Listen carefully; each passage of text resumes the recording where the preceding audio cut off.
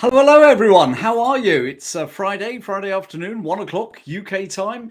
And so it's going to be another little bit of history with Chris Green, the history chap. That's me. Welcome to you all. It's already, I can see we've got the chat is going, it's happily going away. We've got Kat in North Carolina. We've got Leslie in South Carolina. Blimey, the Yanks were in fast today. Sarah Jane is on as well. That's great to see you, Sarah Jane. Thank you very much. I'll talk about your email that you kindly sent me a little bit later.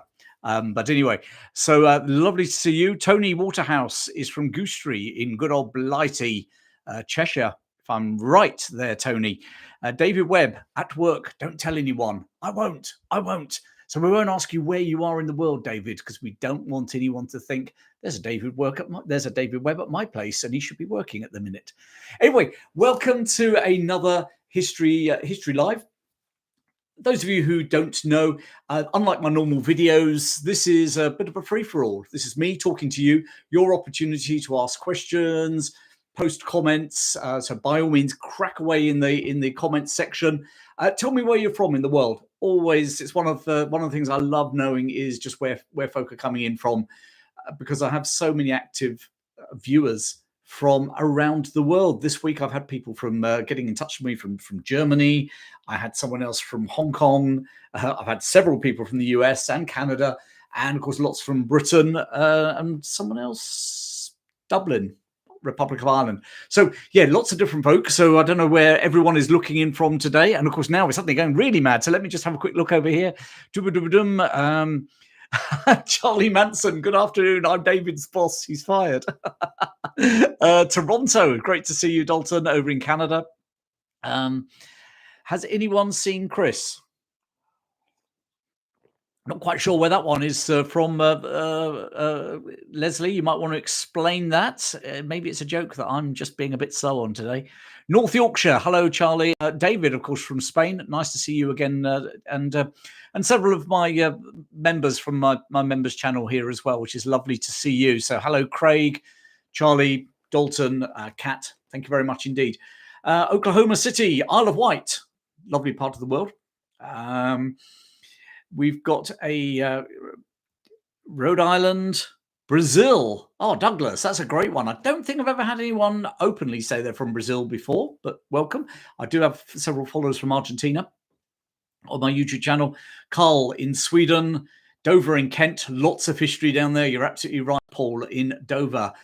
More than you could shake a stick at, to use a very English expression. Sarah Jane is in Bletchley. As I say, I'll mention you in a little while. And Leslie is finding out where everyone is. Jeff Smith is finding out where Jeff is in Rhode Island. Okay, so as I say, what I try and do is put a little bit of a structure sort of together for these live talks, and the structure is really around what's happened in British history in this week. Okay, so looking at events that have happened between the 10th and the 16th of March in the past. Obviously, not all of them. This is just a snap, a few little choice items for you. And of course, you can go away after this and take a few notes and impress your friends and family. And you could be one of those nerds, history nerds. They think, wow, how the hell do you know that? And you say, oh, history chap. So, and look at that. The guy from the right from Seti Alpha is 15th of March BC, Julius Caesar, assassinated by Brutus. That wasn't going to be in it, only because I was going to cover British history this week. Okay, that's where I tend to focus on. So there you go. So let me kick off. Well, God, I was really, I have to be honest, really had to think which ones I'm going to delve into a little bit for you, because here are a few that haven't made the cut this week. Okay, Alexander Graham Bell actually made the first telephone call this week, 10th of March, 1876. And he called his assistant, and he had the immortal lines, "Mr. Watson, I wish to see you." So, and a lot of controversy as to how he managed to get his patent, but not one to go into today, unless I've got lots of time at the end. First successful daily newspaper published on the 11th of March, 1702, the Daily Current. And I might mention that later on if we've got time. Another thing that happened this week, for those of you who follow all my Stuart history, James II, who had been deposed as King of England by his daughter, Mary, and her son-in-law, William of Orange, William and Mary, He had been kicked off the throne of Britain. He fled London. Anyway, on the 12th of March, 1689, he landed in Ireland to basically raise a rebellion in Ireland, gather forces, and obviously use Ireland as his launch pad to retake his thrones of Scotland and England. Big story there. Not going to go into that in much more detail for you.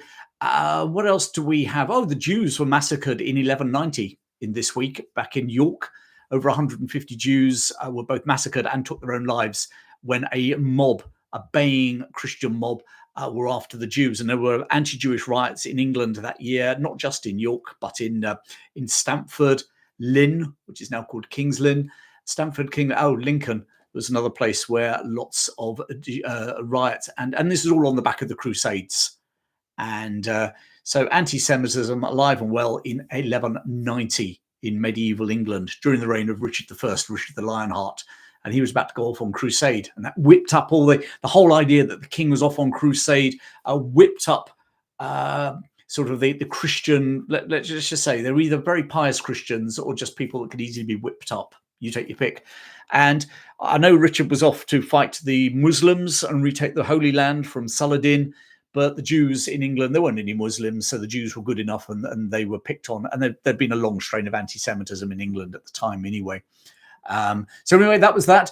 Oh, and slightly more cheerful, this week in history, 1909, Harry Selfridge opened his first department store in London. Well, his only department store in London at the time. So Selfridge's was opened this week in 1909 in London. Things I will be covering this week instead, the Germans' Great Escape. Yet the Germans had their own version of the Great Escape, and it happened here in Britain, in South Wales in 1945. We've got Cromwell under a bit of pressure. Things weren't always beautiful in Cromwell's time. Not quite sure what Sudan is talking about here, but anyway, we'll come back to you in a minute. We have Admiral Byng, British Admiral, Royal Navy Admiral, executed on the deck of his flagship by a firing squad. And then we've got some bit of sport. First, some big news in sport and a couple of battles from the British Empire. So let's just have a quick look at what everyone else is talking about. I think we're all history nerds, says Dalton. Good on you. I think maybe history buffs. History buffs sounds better, doesn't it? What else have we got? Today is Michael Caine's 91st birthday. Spotted that in one of the Facebook groups I'm in. Maybe, I can't remember which Facebook group I'm in, but thank you very much indeed, Leslie, for sharing that. Sun has just come up in Texas. Well, funny enough, actually, mate, sun has just started shining here in Worcestershire. We've had rain most of the morning. So, yep, good stuff. Thank you very much indeed, Texas. Have I produced a vlog about Violet Saboza? Is it on my vast list of to-do? No, David, it's not. I will add Violet to my list. How about that? Violet Spabo. Don't know what she's about. So by all means, tell me in a bit. Charlie Manson, I'm halfway through listening to The Anarchy by William Dalrymple after your recommendation the other week. The amount of money taken out of India by private individuals is astounding.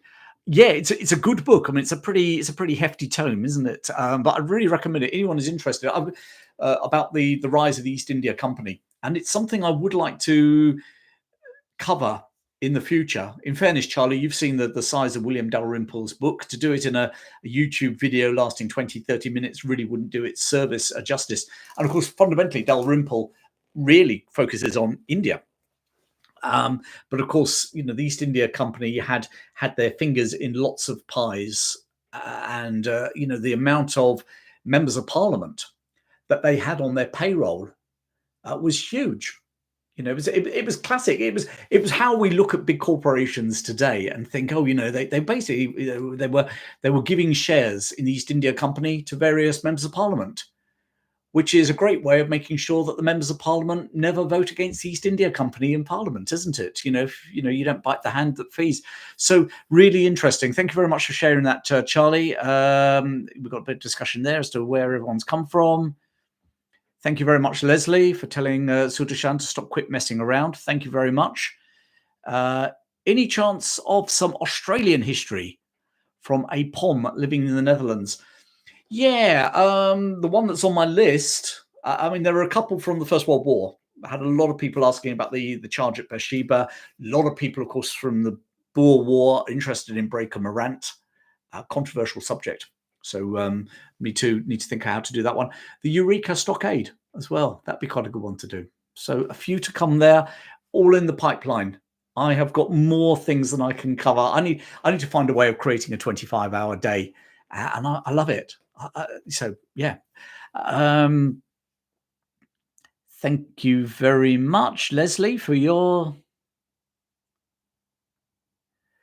Sudarshan, mate. It's very nice of you, but if you, quite frankly, if you got nothing useful to say, it might be nice if you didn't say it.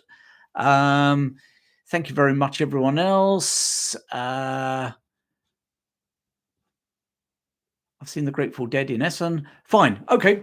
My father was a POW of the Japanese. He was stationed in Hong Kong. Fine. Hong Kong. The fall of Hong Kong is on my hit list, along with the fall of Singapore. But the fall of Singapore, people know about, but not in much detail. But the fall of Hong Kong, actually, most people don't even realize. I mean, if you add two and two together, it's obvious Hong Kong was occupied, wasn't it? But most people don't really know very much about the fall of Hong Kong, so I'd like to cover that off. Anyway, history of the Royal Navy gun run, e.g. Lady Smith. History of the Royal Navy gun run, the field gun competition is on my list. Not least, my former father-in-law, Brian Pennington, was a member of the gun crew for Fleet Air Arm.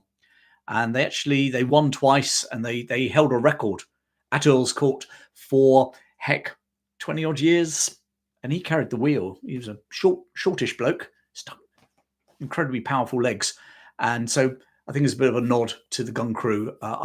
His gun crew, and that I would do that.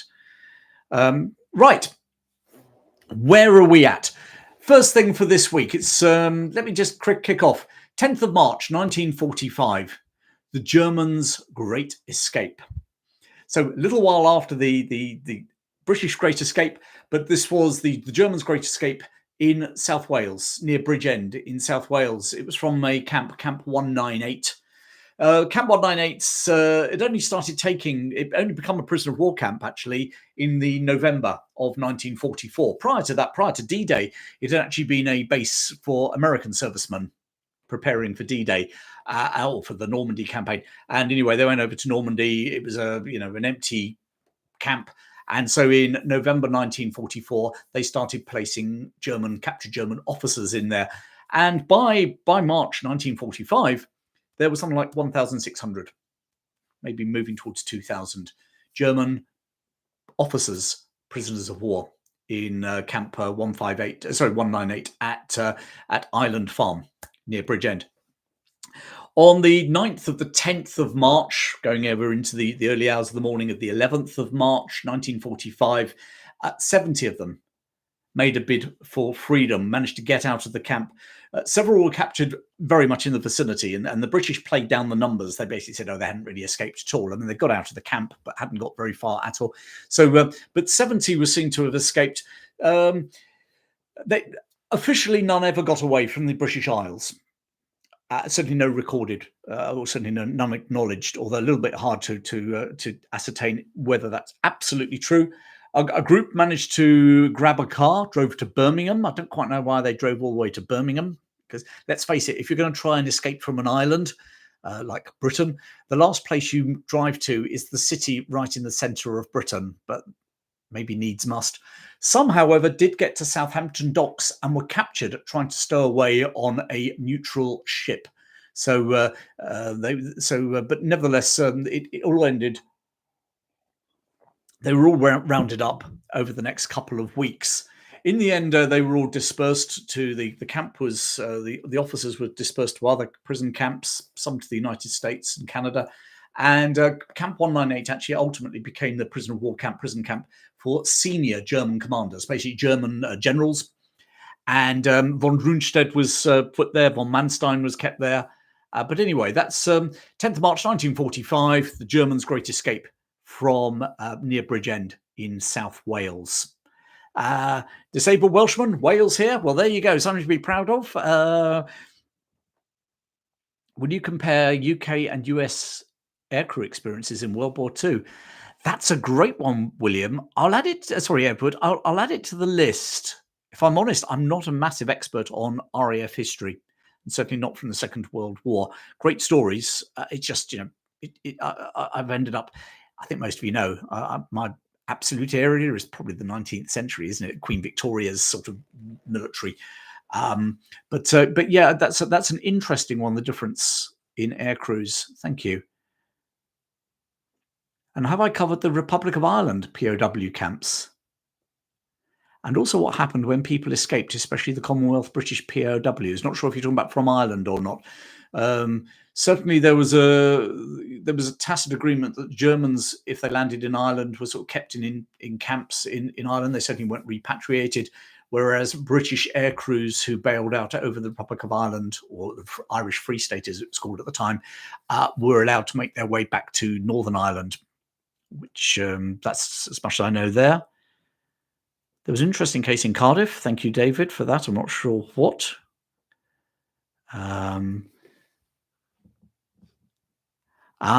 Okay. The 3 or 4 people that made it to Birmingham had tried to get an aircraft there because there were some pilots. That makes sense. Thank you very much. But they didn't get it, did they? There you go. I have to say, it's been a busy week this week for me. Obviously, the Cockleshell Heroes video came out last night. Yeah, brave men from the commandos under Captain Hasler, Blondie Hasler, and Marine Sparks, but also terrible waste of life and arguable whether it really strategically achieved very much. But as I was saying to someone last night, actually, sometimes you remember Britain in 1941-42 period. We weren't taking the war to Germans. We were effectively stuck behind the Channel. We'd endured bombing campaigns from the Germans, now started to take the war to them. The American forces were starting to land in Britain. We were starting to turn the tide in North Africa. But actually, as much as anything, sometimes these commando raids were to divert German troops away from things like Africa, later on the Italian front, also the Russian front. But also, as much as anything, it was a propaganda thing. It was to say, yeah, we are still here, and proving to the British people we were taking the war across the water as well. But nevertheless, despite whatever the military and strategic advantages of the campaign or not were, I think some 10 incredibly brave men on that raid. Also, of course, William Coltman, speaking of brave men, that video is continuing to do well. Britain's pacifist Victoria Cross hero. And this week I was also speaking up at Davenham History Society, did a live one there. That was great, actually. Great fun, well worth the drive. And I was talking about something completely different. I was talking about 1066, England's Game of Thrones, a piece of history I find absolutely fascinating. It was that pivotal moment.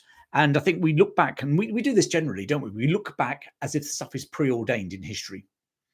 And you don't realize actually not just how close things came to being different, but actually how many different moving parts there were. People forget that right before the Battle of Hastings, for instance, Harold had gone north and defeated a Norwegian invasion, massive Norwegian invasion, Viking invasion, up at York at the Battle of Stamford Bridge.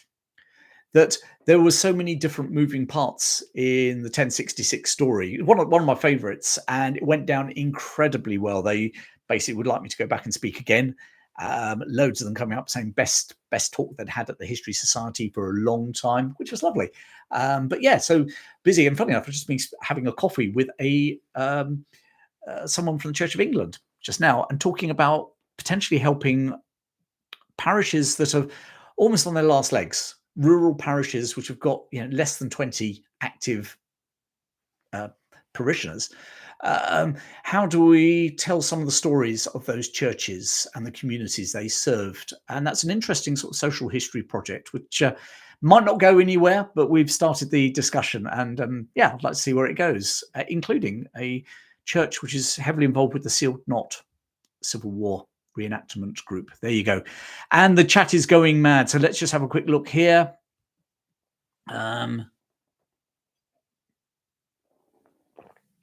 Like the nature background, English countryside, when you spoke in the last video. Oh, thank you very much. Thank you very much. Where former POWs had lived, they became great friends, says Charlie Manson. I'm sorry, that's following up. My had two concrete understands in the front from. Yeah. Charlie, yeah, basically saying many POWs form great friendships here in the UK. Of course, the Italians in particular. In fact, in my village, in my road where I grew up, Mr. Romelli was an Italian prisoner of war, went home, got Mrs. Romelli. Well, she wasn't Mrs. Romelli then, but brought her to England after the war. So he went back, having been a prisoner, went back to Italy, picked up his missus, brought her back to England. And even in the 1980s, Mrs. Romelli, if you got her excited, she'd go off in Italian. And certainly if she was annoyed with people, she would go off in Italian and you hadn't got a clue. Mr. Romelli was just such a really nice chap. He used to garden a lot, grow tomatoes, which I know is slightly sort of stereotypical maybe for an old Italian man. But yeah, real gent. And of course, there's some great stories of there's a chapel that was built by Italian prisoners of war up in the Orkney, Shetland, one or the other, which was very ornate, built by Italian prisoners. And of course, you know, some Germans, who was the Manchester City goalkeeper after the Second World War, had been a German prisoner of war. Surname began with a K. Someone's bound to leap in here now. I've forgotten his name, but he broke his back in a match, didn't he? And kept playing. Bert Troutman. Thank you very much indeed, Colin. Thank you very much. So, yeah, interesting stories about POWs who stayed in England afterwards. I guess there must be some in North America as well, for that to matter.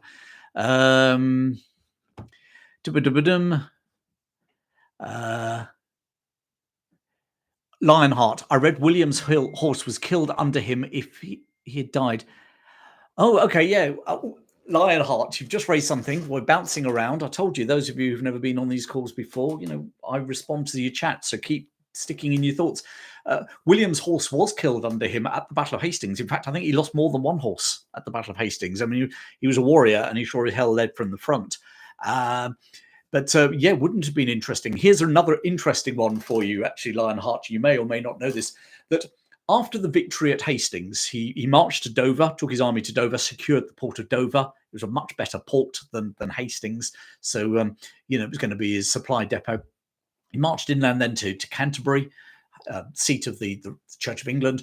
So he seized Canterbury. And while he was in Canterbury, many members of his army, his Norman conquering, victorious Norman army, went down with dysentery, including William of Normandy. And, you know, it's always one of those amazing things. What would have happened? And that's a bit of a choker for William, wouldn't it? You know, people do die of dysentery. Could he have, you know, he'd won at Hastings, killed Harold in battle. Well, not personally, but Harold was dead. And then he goes down with dysentery. And I wonder what the heck would have happened then? Because you'd have actually had a victorious Norman army stuck in England without its leader, the English without their leader. I wonder how things would have turned out. What would have happened? Great alternate history there, isn't it?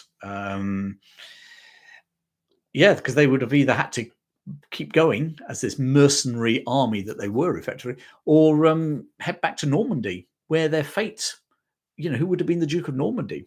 Because his sons were all quite young at the time. So, you know, succession crisis in Normandy. England was going through a succession crisis.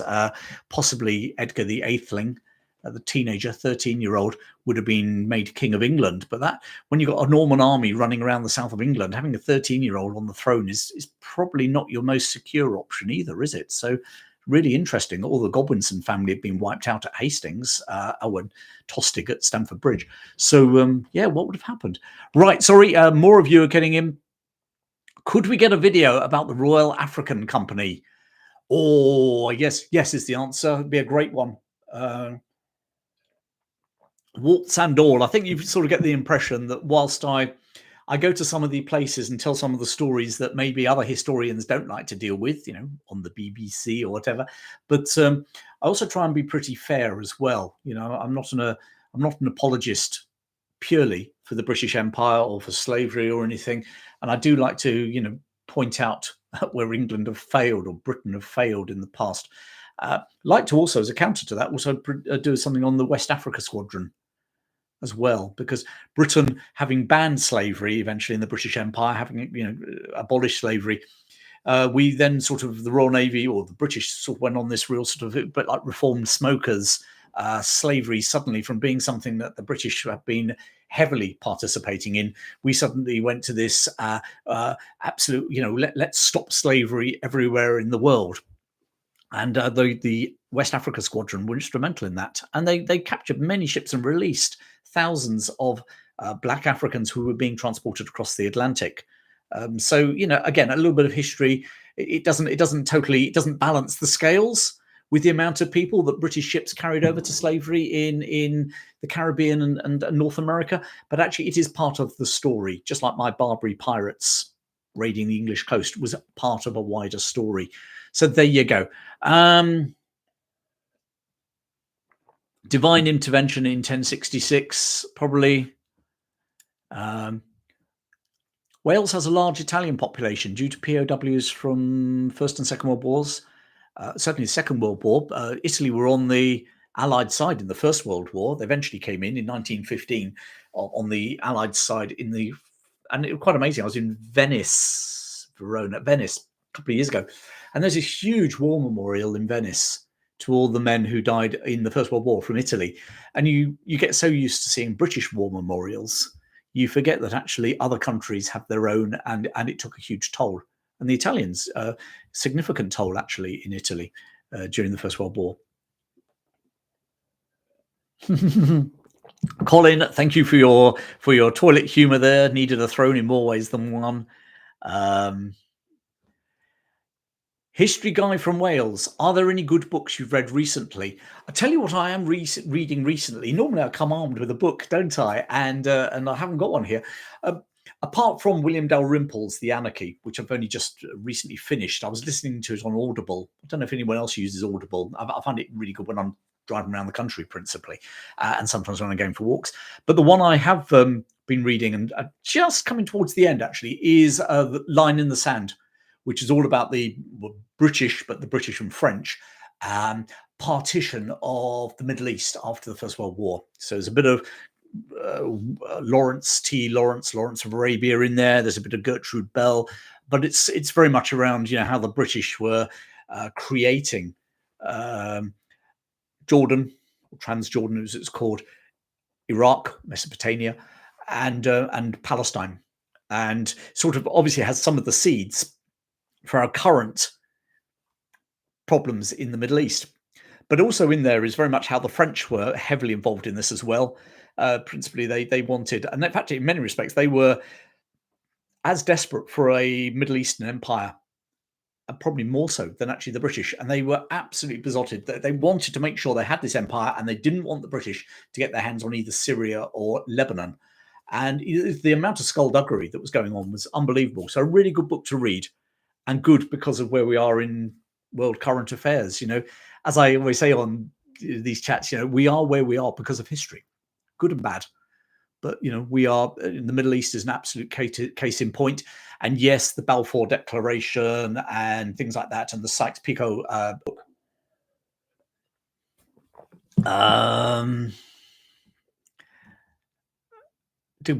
Just quickly checking down. British and Commonwealth forces in the Italian campaign during World War II, an area that is criminally ignored, just like the Far East campaign in Burma.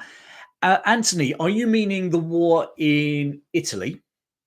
The Allied invasion of Italy, Monte Cassino, Anzio, the Salerno landings, Operation Husky in Sicily? Or are you actually talking about, and this is a serious question, are you talking about the British and Commonwealth wars in Libya, which of course was an Italian colony, and more importantly, Ethiopia and Somaliland? Just give me some advice here, please. It's which ones you're talking about. Okay. Because certainly a couple of people have asked me about Ord Wingate and whether I'm going to do a video on him. And of course, Ord Wingate was very, very involved in the British and Commonwealth invasion of Abyssinia, Ethiopia, as it now is, and restoring Emperor Haile Selassie to his throne. Audible is a great way to make a long drive interesting. It certainly is, Charlie, although there were moments with the anarchy where it's like he goes into so much detail, you actually wonder whether I should be reading it or needing to look at it on a film or something. Right, anyway, that's enough of that. Let's crack on. So, very quick one. Thank you very much, Sarah Jane. I said I'd mention you. Thank you very much for sharing your information about Sergeant Peter Fox from the RAF, who was shot down twice and then shot down a third time and was captured by the Germans. And it was a very interesting story. And he died in 2005. And Sarah Jane was telling me that she went to his was at his funeral, and there was a flyover by Spitfires, and they actually flew in the missing man formation. Which, if those of you who don't know, missing man formation is where they fly in formation, but one of the planes is missing to honour the fallen, their dead comrade.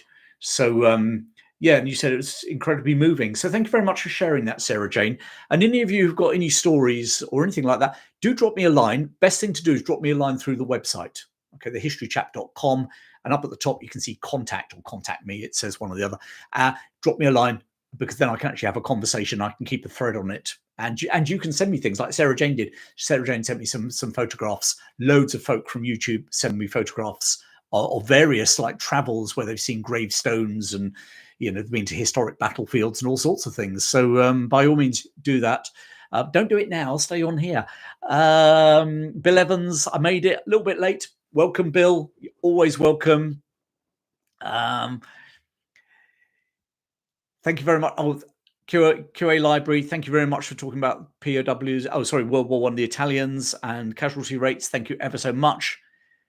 Anthony, invasion of Italy and the tough fight up the peninsula. Is it the tough old gut that Churchill called Italy? Definitely going to do some of that. If you can see, actually, you probably can't see. Let's just go around there. There's my granddad. He was in Italy. You can see there's his Italy star, the one in the middle. Okay. He was at Anzio. And actually, you probably can't see from here, but on the top of his 1939-45 ribbon, there's the oak leaves. He was actually mentioned twice in dispatches at Anzio. He was, should I keep it around there? He was a lorry driver at Anzio. And so, yeah, just as a vested interest, Anzio is definitely coming, but I think some more from the Italian campaign. And you're absolutely right. It's one of those campaigns it's totally forgotten. And D-Day and Arnhem and all those things are remembered much more in the UK, aren't they? Right. Your uncle? It's my grandfather. And I thought it could have been the Service Corps at the time. It certainly ultimately became the Royal Corps of Transport, as he was a lorry driver. But I stand to be corrected exactly what he was in at the time in the Second World War. I haven't done enough research on it. Sorry. Thank you very much. Anyway, let's crack on with a little bit more history. Let's go back in time. By default, we ended up in 1066. That was never supposed to happen. Let's go back to 1655. During the time of the Commonwealth, England's experiment with being a republic, Oliver Cromwell, Lord Protector. 11th of March, 1655. An uprising against Cromwell or against the Commonwealth took place in Wiltshire. And it started on this day. It was John Penruddock's, or it's called the Penruddock's Rising. If you remember, King Charles I was executed in 1649. And effectively that marked the end of the royal, the end of the Kingdom of England, Kingdom of Scotland, and the birth of the Commonwealth, the Republic. Obviously, Charles I's son was still knocking around, the future Charles II. In fact, that's what the royalist supporters were already calling him. Charles II had landed in Scotland, raised a Scottish army, had actually come down through England. He was then defeated in 1651 by Cromwell at the Battle of Worcester, where I live now. And to all intents and purposes, that was the end of the royalist cause until Cromwell died in 1658, and his son 1658, and his son came to power and was soon ejected, and Charles II was restored. Actually, the whole period in the 1650s, there was always a rumbling of discontent. There was a royalist secret society called the Sealed Knot. So those of you who know about the Sealed Knot, the reenactors now, Civil War reenactors in England, that's where they get their name from. There was a secret society of royalists. Interestingly, one of the leading lights in that and coordinators in the Sealed Knot was Hyde. Hyde ultimately became the Lord Chancellor under Charles II, and his daughter, Anne Hyde, married Charles II's brother, James, future James II.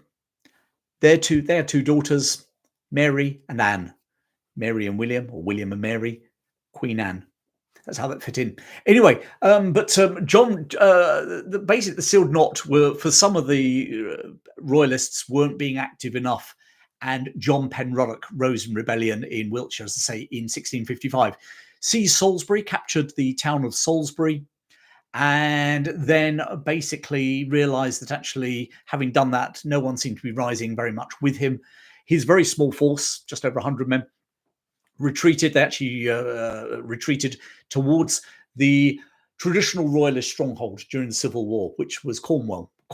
Sorry. So they were moving from Wiltshire, going down the West Country. They got into Devon and were basically cornered by a Commonwealth parliamentary army at South Molton in, I suppose, North Devon, really. And most of his men surrendered. He was John Penruddock was captured. He was executed, and a small number of these royalist rebels were sent as indentured servants to the Caribbean, which was sort of one step up from slavery. And another group. Of course, Cromwell sent a lot of Irish as indentured servants to the Caribbean as well during his reign, during his administration. But there you go. So Penruddock's rebellion of rising of 1655 started on the 11th of March. Okay. Just a quick question, actually, for folk. I've been doing some work. I've got a personal coach who's sort of helping me think through where I'm going, thinking through YouTube, etc. And I've got a question about the channel, which was, I guess, would you like to? Is anybody interested in coming on a call, maybe a Zoom call, okay, to help me think through how we could make the History Chap even better? And I'm really intrigued. Okay, what do you really like about the History Chap? You know, because I mean, let's be honest, we're on YouTube. There are more history channels on YouTube than you can shake a stick at, aren't there? So, you know, what do you like about it? What makes me stand out from the crowd? And also, you know, what could I do that make it even better? Where should I concentrate my efforts in the future? If any of you are interested, just say, yeah, I mean, by all means, tell me why you like it or what I need to do better. And I'm thick-skinned enough. I've asked you the question, so you know, go for it if you want. But equally, if you'd like to come on a Zoom call where several of us could just have a little bit of a talk, I think what do they call it in politics and brand management? They call it focus groups. Where if you'd love to come on a Zoom call with a small group of us, and we could talk about actually what ticks us off, because I think one of the things that I get a lot of comments on is people enjoy how I come down the line. Don't swerve left or right, particularly. Also, that I cover off stuff that people seem to whitewash nowadays or erase from history. And indeed, that's a general comment people have, is, you know, that they're getting a little bit sick and tired of history being rewritten all the time. But I don't know. So that would go into a bit of conversation like that. If you're interested in a Zoom call, and I'll repeat this at the end, but I see Veronica, that would be brilliant. Could you drop me a line, a quick email over on my website, okay? historychap.com. Just go into contact and put in there interested in Zoom call, because I'll need to invite you to the Zoom call and I need your email address to do that. All right. Members of my history channel, I'll put that in I'll do a communication to all of you, a post, community post. But unfortunately, for those of you who aren't members, and this isn't a sales pitch to become a member, I do need your details. So please drop me an email now or at the end, okay? But I really would love to talk to you. And we, of course, we'll try and do maybe a couple of Zoom calls to fit in with different time zones around the world. A lot of people like the personal touch. It's the way you portray it. Your oration is unsurpassed. Oh, I'll take that. Thank you very much, Heath. That's very nice of you. Sarah Jane, I like your enthusiasm. It's really funny because, the one I get a lot from people is I'm a jingoist.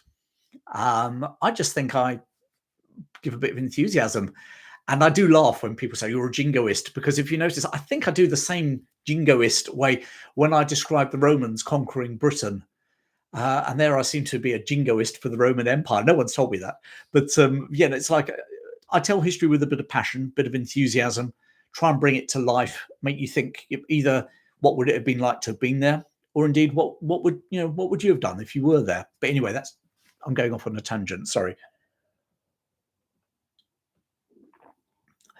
I go for stories that are found on the road less travelled. Thank you very much, Leslie. Yeah, it's that fine line between trying to find those stories less travelled, a road less travelled, sorry, and also finding the ones that, quite frankly, a lot of folk on YouTube will think, if nothing else, I've heard of that, but I don't know a lot about it. And then you get to that point, which is like, yeah, yada, yada, I've heard all about it before. And I try not to go there. Sometimes I do. I'm fascinated by some of the stories that loads of people want to know about the Bantam battalions of the First World War. Absolutely shed loads. I've been really surprised how many of you would like to know about those. So those little stories, great. Anyway, if you're keen, members, I will put a post for you. But if you're not a member, then please just drop me an email to say, yes, I'd love to help you, Chris, because I'd love to explore it. Because what I really want to do is produce videos that people like you would love to hear about, okay? Which might be the way I do it. It might be the subjects I cover. Equally, it might be the periods that I cover as well. Don't know. So, yeah, any help you can give me to grow the history chap would be brilliant, all right? Because, yeah, I love history. Love telling stories from history. I guess what I really want to do is tell stories that other people would love to hear about. And I'm not asking you specifically for tell me about this story, but it's more both the way I do them, but also, is it the road less traveled? I tell you now, by the way, folks, most of my viewers are over the age of 45. So I'm talking, there is a particular tribe that I am already talking to, about 40% US, sorry, 40% UK, maybe slightly more in some cases, but 40% UK, 30% America, US, 10% Aussies, about 5%, no, a little bit more less than that, about 5% Canadians, and then there's just behind them numerically New Zealand, South Africa, Ireland. So I call it the Anglosphere, I guess, but that's probably because I speak in English. For all I know, if I did these videos in German, might be a whole lot of Germans that would love to know about English history, but their command of the English language isn't good enough to follow me talking at this sort of pace in a tongue that isn't their mother tongue. Don't know. Anyway, right, let's crack on. Baby Boomer, the Boomer channel. maybe I need to redo myself. The Boomer channel, 61. Leslie, is this the age? Leslie, I mean, it's an interesting thing, and a lot of folk comment about dads, uncles, elder brothers serving in the First and Second World Wars, grandparents certainly the First World War, maybe. But yeah, also, and stuff that maybe you were taught at school a long time ago and have forgotten, or indeed were never taught it in the first place. But yeah, there you go. Tony, oh blimey, this wasn't supposed to be a love-in where we're all going to tell each other our ages, but thank you very much, Tony, 72. Leslie, born 62. Oh, okay, age born 62. Carl, 26. Carl, you probably have more hair than all of us put together. So you are very welcome, Carl, all right? Oh, hang on, you're 46. So, Carl, join the rest of us. You don't have to be mad to work here, but it helps. Anyway, let's get back to some history for this week. So, 12th of March, 1879, the Battle of Intombi in the Anglo-Zulu Wars. In fact, I've done a video about the Battle of Intombi. It's a forgotten battle, and it's another one that the Zulus won. Obviously, totally overshadowed by the Battle of Isandlwana, because it's not often the British managed to lose 1,500 men in a single day in a battle against an army in the Victorian times. And the Battle of Intombi was basically where the British once again lost, and they basically 60 redcoats were wiped out.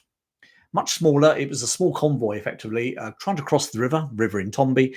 They had managed to camp on two sides of the river. The river waters have come up, And the Zulus attacked the encampment on the far side, sneaked up on it in the dark. And before the British realised what the hell was going on, the Zulus were amongst them. And your Lee Enfield rifle wasn't much good in the dark when a Zulu was within stabbing distance of you. And as I say, 60 killed.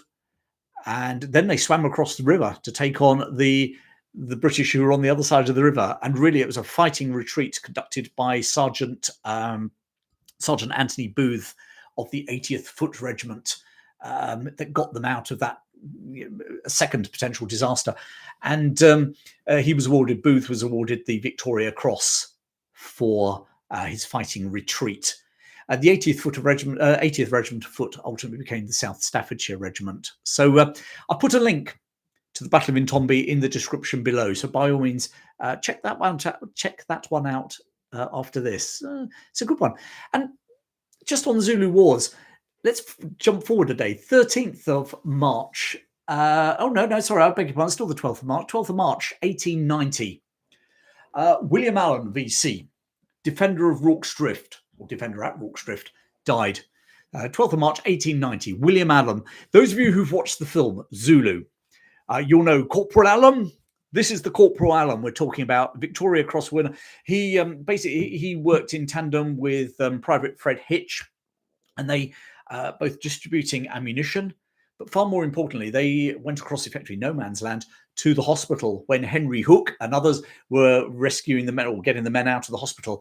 And they stood, they basically acted as like stepping stones. They stood there and used their hands and shoulders actually to let the injured men climb out of this window that was high up on the hospital wall. Climb out, get onto them, and then they were running them across no man's land to the inner British barricade. And that's where he got his Victoria Cross for. He was actually in his 30s at Rorke's Drift. Bit of an up and down career. He was I think he was broke down to the ranks on at least one occasion. But he was a corporal at Rorke's Drift, awarded the Victoria Cross. He was actually from County Durham. So again, plays to the myth, or puts to bed the myth that all the defenders of Rorke's Drift were from Wales, and they're all singing Men of Harlech, as in the film. He was one. In fact, the Welsh were actually in the minority at the Battle of Rorke's Drift. Most of the defenders were from. Well, in fact, there were as many defenders from Ireland as there were from Wales, but a lot of the defenders came from England. Corporal Allen being one of them from County Durham. Northumberland. Interestingly, when he died on the 12th of March, 1890, he actually did die in Monmouth, which is now part of Wales. Historically, was always part of Wales. Actually, at the time, it was a weird one. It was called it was a border county, and sort of almost sat, if you can imagine, in no man's land between England and Wales politically at the time. But I think we'll give it a nod and say Monmouth is definitely in Wales. It is now. But he died, and interesting, he died in the 1889-1890 flu pandemic. We had a pandemic in those days that had something to do with people's breathing. It was actually called at the time, it was called Russian flu, sometimes also called Asiatic flu. And he was one of the victims. Estimates I've read, the Asiatic flu killed across the world, principally Europe, up to 1 million people. So these things that we've worried about with COVID and that, Asiatic flu, actually, this pandemic in 1889, 1890 was the worst until 1970, or worst pandemic like this. There wasn't another one until 1917 or 1918, sorry, and the Spanish flu. But so these things come and go, don't they, in medicine and in history? But anyway, that was him. I'll quickly do one more, and then I'll come back to all the chats as everyone's. I can see some naughty comments. Chris, I'm talking about you, mate. 13th of March, 1884, the Battle of Tamai in eastern Sudan. And this was between British force under General Gerald Graham, about 4,500 strong, and a Mahdist army, mainly of Beja warriors, under Osman Digna. And those of you who followed my stories on YouTube and all the different British Sudan stories, you'll know that Osman Digna sort of is this Yeah, he always managed to get away by the skin of his teeth, and always appeared. He was at the Battle of Omdurman, managed to survive that as well. And others might just say he managed to get out just a bit early every time. Osman Digna never led from the front, unlike William the Conqueror. And that's probably why Osman Digna was able to survive all the battles, because he was nowhere near the British bullets when they were flying. But anyway, at the Battle of Tamai, this was on the back of the successful British victory at El Teb. The British advanced and, as I say, outnumbered, but in very good order. The British square nearly broken into by the Mahdist. I mean, the Mahdist charge was, and the Beja warriors were incredible. The Beja warriors were given a nickname by the British soldiers at the time of Fuzzy Wuzzies, because they had these huge sort of hairstyles, ornate hairstyles, and but absolutely ferocious warriors. Had been taking on all comers since the Roman Empire. And then they'd seen them all off. The Romans, they'd seen off the Ottomans, they'd seen off the ancient Egyptians. They were this proud tribe on the east coast of what's now Sudan and southern sort of Nubia area of Egypt, and runs down into Eritrea. So that bit of the Red Sea coast of Sudan, Eritrea. Anyway, the long and short, Battle of Tamai was another British victory for General Gerald Graham. But once more, his Osman Digna and his men just melted away into the mountains. And after the Tamai, General Graham was quite keen, and there were some people quite keen for him to go cross-country across the desert to Berber on the Nile to open up a potential escape route or supply route, either or, for General Gordon down in Khartoum. But he was ordered specifically not to. The desert was pretty inhospitable, and with Osman Digna's men still in the mountains behind him, that was a recipe for creating, another cut-off British force. But this time, politically, you could just about live with Gordon down in Khartoum. To actually have a British force cut off at Berber would probably have created a massive political impetus for Prime Minister Gladstone to send even more troops into a war zone that he was desperately hoping to keep the British out of. Regiments who were at the Battle of Tamai, just for your information, we had the Gordon Highlanders, the Black Watch, two great Scottish regiments. The Royal Irish Fusiliers were there. The King's Royal Rifle Company, they seem to appear in all my 19th century battles, don't they? The York and Lancaster Regiment were there. Obviously, we had the Royal Marines were there. There was a naval brigade there. And we also had the 10th and 19th Hussars acting as cavalry. Two Victoria Crosses, one including to Percy Marling. So that sort of takes us to that. Now, I've got a quick question. We were talking, let's just get back here. We've got a lot of people. Chris Gorm was 144. I was there. There are days, Chris, where I feel like I'm 144. I study the Zulu Wars to the point of obsession. Leslie, I've got a question for you in a moment, okay? Will you travel the country to interesting places? Are you talking, I'm a chicken, lol. Are you talking about me traveling the country, or is that a general question to everyone? Because I have to say, there's certainly a thought I have is doing a mini series about Britain's bloody battlefields and traveling the length and breadth of Britain, and I include Scotland in there. Maybe not Ireland, but could get over to Ireland, places like the Yellow River, what's it called, Yellow Ford River. But there were some battles in Ireland as well, but definitely Wales. You've got to find the battlefields in some cases, because the medieval chroniclers, let alone the Romans and people like that, they didn't really care where the battle was fought very much. So, I mean, there's some great battles during the growth of Anglo-Saxon England. You try finding the battlefield, no one really knows where most of them are. Right up into, into Alfred the Great's time, no one really knows where most of these battles were fought. Even the Battlefield Trust can't tell you where most of these battles are fought. They've identified Malden, because that's quite obvious, because they had to come across a causeway from Malden, from the island onto the mainland, the Vikings.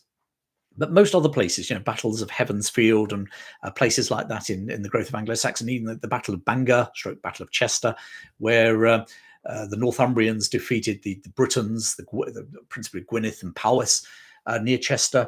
No one really knows where that is potentially Heron Bridge, just south of Chester. I only know that because I used to row past Heron Bridge when I was rowed.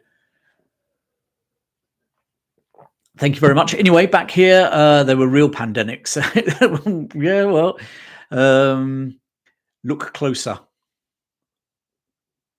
Okay.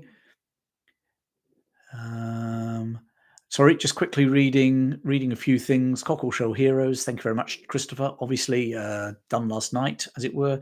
Egyptian pharaohs used to hire the Beja warriors as mercenaries. Yeah, if you look at the pictures that the British took, principally after the conquest of Sudan, late 1890s, 1900 time, they are. You don't want to mess with the Beja warriors in all seriousness. They don't need the haircut to look impressive, but their hairstyle just added to.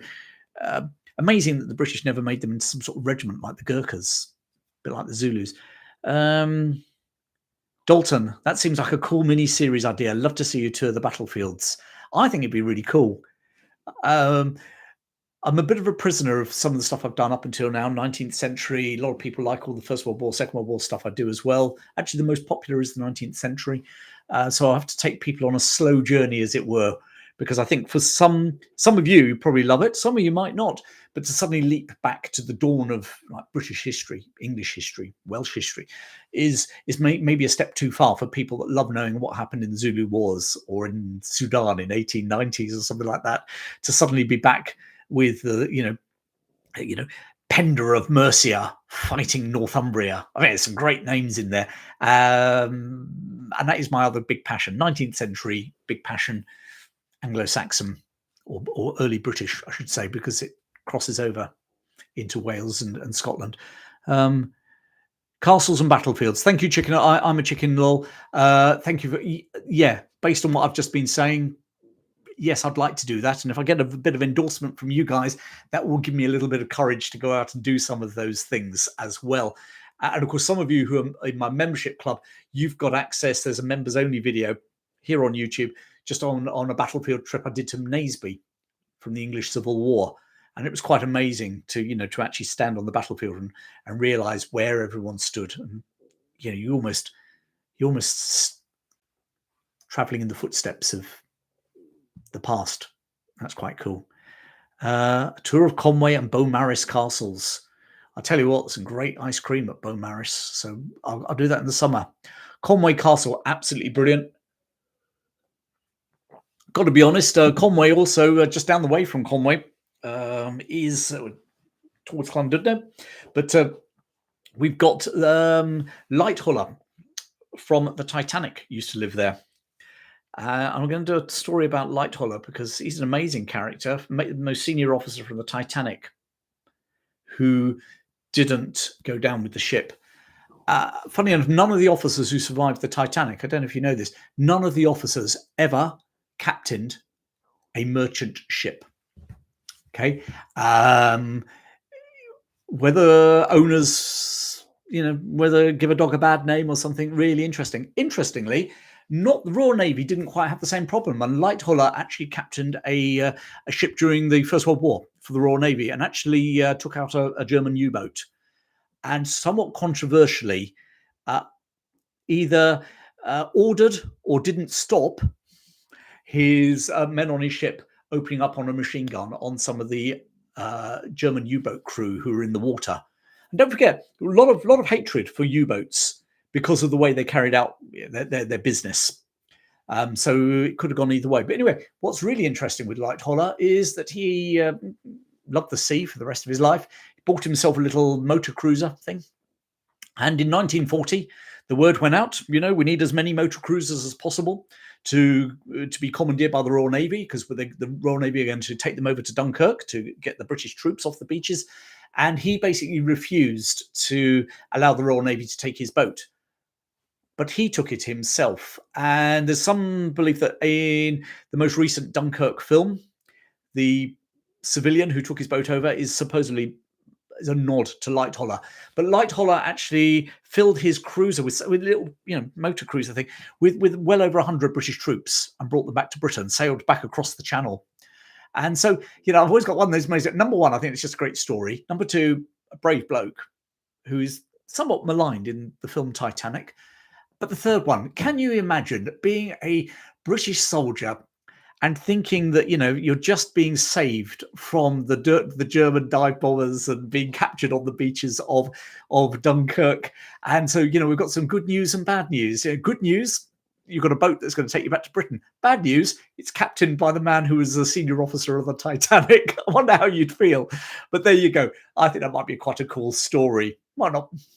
YouTube viewers might think it's a complete load of rubbish, but I think it'd be quite a good one to tell. Maybe I'll even tell it as a private story to some of you guys. I don't know. Colin Edwards, I found Bannockburn really eerie. Maybe it was a cold day, but even so, interesting. I have to be honest, two places I thought are really eerie, Colin.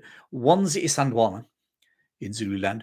The other one is Culloden up in the north, obviously near Inverness in the Highlands of Scotland, where Bonnie Prince Charlie was defeated. So yeah, there you go. Right, where are we at? Oh my lord, I've been on for an hour, and let me turn the page over and tell you what else I've got. Okay, I'm just going to change that over. Bit more light-hearted. Let's go light-hearted. 13th of March 1935, first driving test introduced in Britain. Yep, we had been driving around. There were over 2 million cars on the roads in Britain, and they finally decided that maybe, just maybe, we should actually have a standard for all these blinking drivers, because you could just buy a car. There'd been driving licenses actually since the Edwardian period, but the driving license was purely for identification. So you could just apply for one. You know, it's like it's a card to say you lived here. And basically, you didn't have to have any standard. You didn't have to take a driving test. You didn't have to do anything. So in 1935, on this date, the 13th of March, 1935, first driving test was introduced. And it was actually passed. The very first driving test of all was passed by a man called Mr. Beer, ironically, not spelt as in the alcohol, B-E-E-R-E, Mr. Beer from Kensington Hall Gardens in London. And he passed his driving test on the 13th of March, 1935. He paid 7 shillings and sixpence to take his test, which is the equivalent of about 23 quid now, which compares to about, we're in the early 60s, I understand, to take your driving test now, £60. So interestingly, driving tests at the time, you didn't go to a driving centre or to a test centre. Nowadays, if you go, like when my kids pass their driving test, you go to a driving centre and the driving instructor gets in your car and off you go. No, in those days, there were no driving test centres.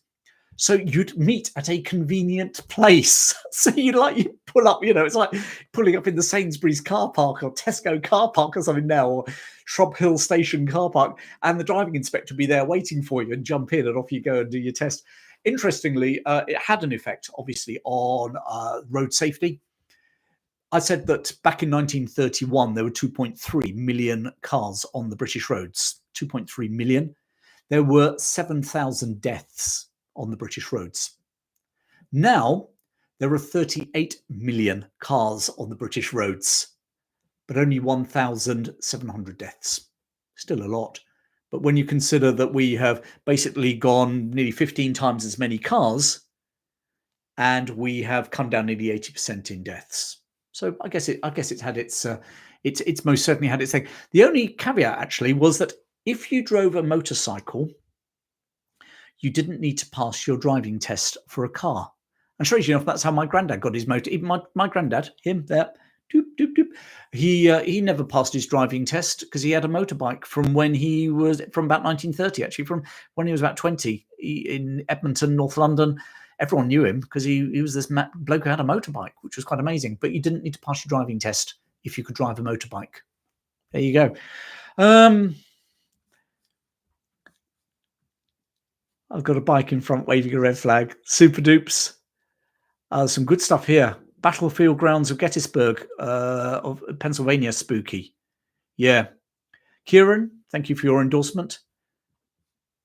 Veronica, he was exonerated by the Titanic public inquiry. This is Lightoller. Yes, he was, which makes it all the more interesting that he and all his fellow officers were never to captain a merchant ship in their careers. So thank you very much for that. Oh God, we're all off on loads of battlefield. Which ones are the spookiest battlefields now? QA Library. I worked with a group of older chaps in the 1990s, and they'd passed their HGV, heavy goods vehicle license test by driving an army lorry.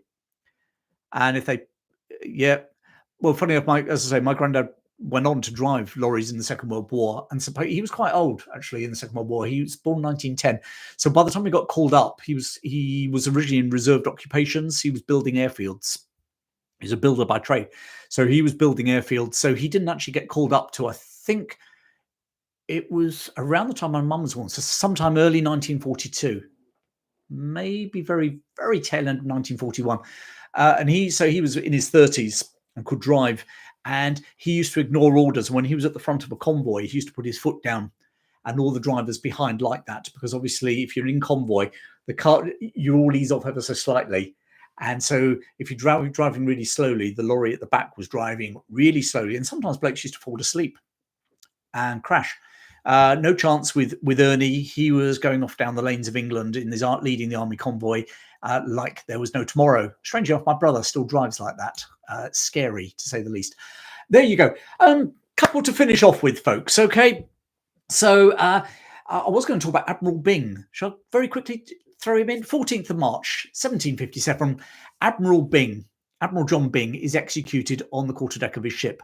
Long story short, he joined the Royal Navy. He'd been born in 1704. So we're talking a man in his 50s. Long stellar career in the Royal Navy. Joined when he was 13, like many of them did, as midshipman. His dad was an admiral of fleet, actually. George Byng, 1st Viscount Torrington. And anyway, long story short, I say stellar career. He'd been Commander-in-Chief stroke Governor of Newfoundland in what's now Canada. He'd also been in 1745 the Commander-in-Chief of the Royal Navy at Leith, the port for Edinburgh. And he conducted a lot of the operations that denied Bonnie Prince Charlie any reinforcements or supplies from France coming up the coast of up through the North Sea towards Scotland. And Byng was the man that denied them that.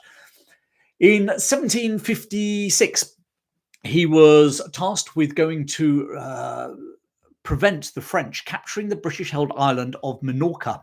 That's right, Minorca, next door to Mallorca, where lots of Brits go on holiday now, had actually been in British possession since 1708, captured from the Spanish. And it was now under attack from the French, and he was sent with a fleet to try and counter this attack and this invasion of Minorca. Basically, he complained that his fleet was undermanned. It was poorly. The actual fleet was in a poor shape, and he was given some fusiliers to try and retake or prevent the occupation. He actually had to use the fusiliers to crew his ships because he was so short-staffed of men. He turned up in Minorca, met the French fleet. A bit of it was a bit of a score draw, but he decided he couldn't take home the advantage. He couldn't land the fusiliers on Minorca to prevent the French army were already on Minorca besieging the British there. He couldn't land his fusiliers because then he wouldn't have enough men to man his ships. So he then turned his ships around and went back to Gibraltar. He was court-martialed, brought back to Britain, Portsmouth. He was court-martialed for not vigorously pursuing his enemy, and that went against the Articles of War for the Royal Navy. And he was court-martialed, found guilty, and despite many pleas for clemency, not least to the King, King George II at the time, those were turned down, and he was executed by a firing squad of Royal Marines on the deck of HMS Monarch. And he basically knelt down. He had a handkerchief, silk handkerchief, and when he dropped his handkerchief, the Royal Marines execution squad opened fire, firing squad opened fire. And that was the end of Admiral Byng. There are some Admiral Byng pubs kicking around in Britain. Not sure if they're named after him or his father. Anyway, there you go. Last two for today, this week. Okay, folks, let me just quickly see where we're getting. Charlie Manson, you passed your HGV in the military, 2 days training. What were you, in RCT or something like that, Charlie? Don't know. Can you handbrake turn a lorry? I think Charlie Manson can answer that one for you, Cream Egg. All right, not me. Lots of banter. Thank you very much. Maybe that Zoom call really is not a good idea. Can you imagine if we were all let loose on it and you could all have a microphone as well? That could be bad. Although it'd be great, wouldn't it? Hello from Sweden. Hello, Jacob. Nice of you to join us. RAF. Thank you very much, Charlie. You learnt in the RAF, did you? I very, very nearly, in a past life, joined the Royal Corps of Transport. Toss up, go to university, join the Royal Corps of Transport. I went for the university option and studied history. Surprising that, and was a. If I knew now, I wouldn't go back and do the Royal Corps of Transport probably. But if I knew now, I'd probably have spent a lot more time actually studying history rather than socialising in the Students' Union, which is what I did a lot of. I could have got a first in socialising. But there you go. We're all a lot older and wiser, aren't we, folks?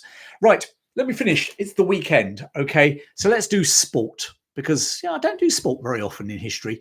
This week in British history, 2 major sporting events, okay? Brace yourselves. Anyone from Australia here? Have we got any Aussies here?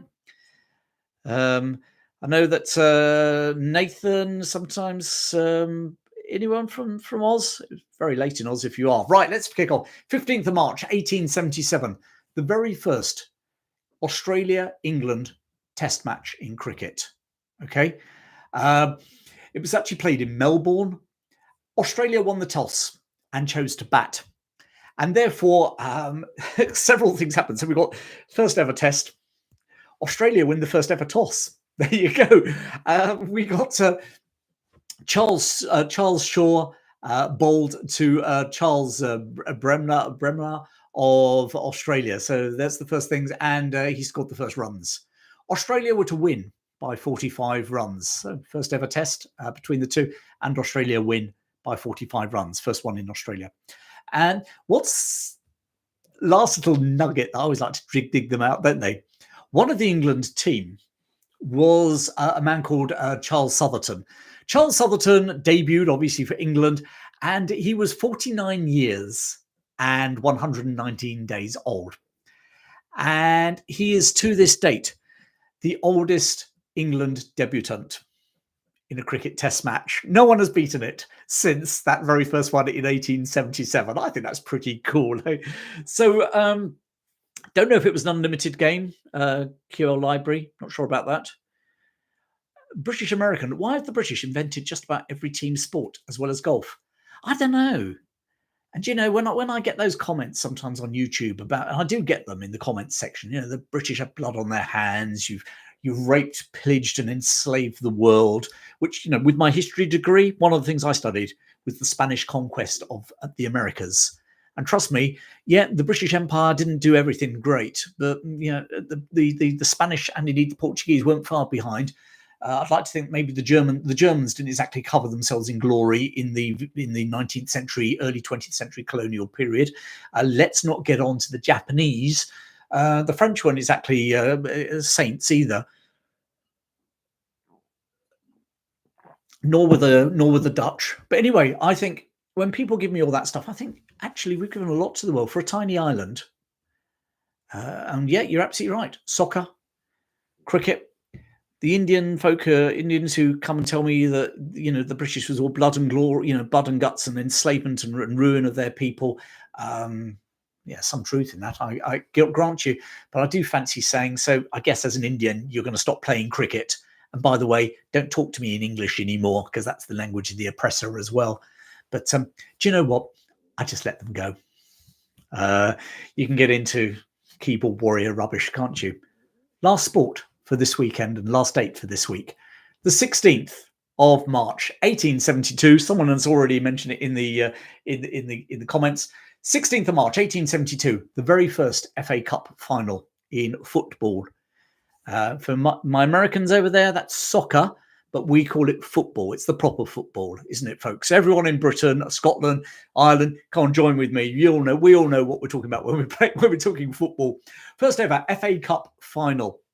Actually between the Wanderers and Royal Engineers, those two well-known football clubs. Football at this time was very much a public school sport. and was only slowly being picked up by the. It had always been played by the working class, but as far as team sport was concerned, it was a public school event. And the Wanderers were a group of ex public school boys, got their name because they never had a home pitch. They should, were nomadic. There were quite a few teams at the time that used to have names like nomads and things in them. And they were up against an army team, excuse me, principally made of officers, the Royal Engineers. The Royal Engineers were expected to win, but the Wanderers actually won at 1-0. It was a 15th minute goal in the 15th minute, so scored by a man called Morton Betts. So first goal in an FA Cup final, Morton Betts, that are going to be taken away from him as a record. Actually, the Wanderers were to go on and win 5 FA Cups in the next 7 years. They still one of the leading FA Cup. If you look at the number of times clubs have won it, you'll find the Wanderers are up there near the top. But interesting, as I say, only 15 teams entered the FA Cup that year. Whereas nowadays, God, we've got rounds that go on forever. They almost start at the end of the summer with the extra preliminary round of the FA Cup. Then you've got a preliminary, then 4 qualifying rounds. And eventually that gets you to the first round proper, where they meet all the teams from the lower divisions, National League 1 and 2 in the UK. It's only in round 3 that the Championship and Premiership joins in. And the cup final is round 8. So in fairness, if you're one of those very tiny teams playing in the extra preliminary round, you've got 14 rounds to get through to lift the FA Cup. So not going to happen, is it? But anyway, Wanderers won for 5 times in 7 years. First working class team to win were the Blackburn Olympic in 1883. Oh, sorry, what I was going to say is that first FA Cup, 1872, was 15 clubs entered. We'll say all tended to be public school or ex-public school, should I say. Only 2 were from north of Hertfordshire. Hitchin was the most northerly club, and they had 2 more north of that. One of whom came all the way from Scotland, of all places. And this is where the English FA Cup, actually a team from Glasgow played Queen's Park. Queen's Park is still a professional club to this day, playing in Scotland, play out of, I understand, they play at Hampden Park, home of Scottish national team. But Queen's Park got to the semi-finals in that year. But anyway, first FA Cup was won there. It was played, interestingly, at Kennington Oval. Kennington Oval is, many of you will know, is the Oval. Great test match home for cricket, home of Surrey County Cricket Club, but also of English test matches. If they're playing in London, they're either played at Lord's or the Oval. This is the Oval. It was played there, first FA Cup final. Interestingly, the FA Cup final is not the only first non-cricket event that was held at the Oval, because would you believe the first ever England-Scotland football international ever played was played at Kennington Oval, and the first England-Scotland rugby union match was played at Kennington Oval. Forget Wembley, forget Twickenham. So Kennington Oval, what an amazing stadium. And something like 2,000 people turned up for the very first FA Cup final. They paid a shilling a piece, which in 1872 was a pretty hefty sum. We all talk about football, football as being priced out and things like that. Actually, back in 1872, effectively, not many working class men would have been able to afford it, a shilling, to frivolously go to the Kennington Oval to watch 2 teams of, a team of public school toffs and a team of public school army officers playing each other, and Morton Betts scoring his first goal. So there you go. That is history this week in British history. We've been going an hour and 20. Let me just see where we're all at. It was Crystal Palace. No, it wasn't. You just heard it's at Kennington Oval, but you're absolutely right. FA Cup finals were played at Crystal Palace at a stage around, I think it was just before the First World War. I stand to be corrected on that. We invented boxing as well. Some great boxing stories. There are some great sports stories to tell, and don't forget, some of the great horse racing stories as well, for that matter. And Britain has hosted the Olympics 3 times as well. Great stories from the 1908 Olympics, so amateur, and great stories generally from Olympic history as well. One of the original football teams that was part of the Premiership League has just been relegated to the non-league. Who's that? Are you thinking Notts County there, QA library, or you think someone else? Please do share. Ice hockey. Oh, ice hockey was played by British Army officers stationed in Canada. It doesn't surprise me. Portsmouth fan here in Canada. We will be one day back in the Premier Division. Play up, Pompey. Absolutely, mate. Doing quite well at the moment, aren't they? They're potentially going to go up from League One. Well done. Well done. I do keep an eye on stuff that goes on. Right, folks, that is everything for this week. A week in which lots of stuff happened in British history. And remember, if you'd like to just help me think through, and I really would, this is absolute open offer, I really would love this. If you'd like to join in a Zoom call to help me think about, what do I cover? How do I cover it? How does the history chap develop? That's where I'm at on my thinking at the minute. Yeah. How do we get the stories that I tell out to a wider audience than we are now? And I know everyone here is really enjoying it, but wouldn't it be good if some of the younger folk actually heard some of these stories too? Admittedly, we probably have to have comic characters and videos that last about, I don't know, 30 seconds. It's about the attention span of a 16-year-old, isn't it? But, how do we generally, how do I get the message out a bit more? If you'd like that and like to come on a Zoom call, have a bit of a discussion, I can actually listen to what you're saying, not having to type this stuff. Actually, you talk. Then, if you're members, I'm going to put something in a post. But otherwise, please drop me an email via my channel. And last but not least, any of you who are members of history groups, or you're thinking maybe even a fundraising opportunity for maybe a church or for maybe a regimental association, anything like that, and you think actually Chris Green, the history chap, speaking at that event would be really cool. Well, then, I would love to join in with that. I mean, recently I was doing Dad's Army, story of all the cast in the Second World War. I've recently done one, you heard about 1066 earlier. Zulu Wars, done some stuff on the Zulu Wars as well. In fact, actually, I can do 40-minute, 45-minute talks on most of my videos that I do on YouTube. So if you're a member of anything like that, or someone just says, we really could do, you can be the person that suggests me. And in fact, again, you can contact me through the website doing that. But I love getting out there. I love meeting real people, as much as I love chatting to all of you now.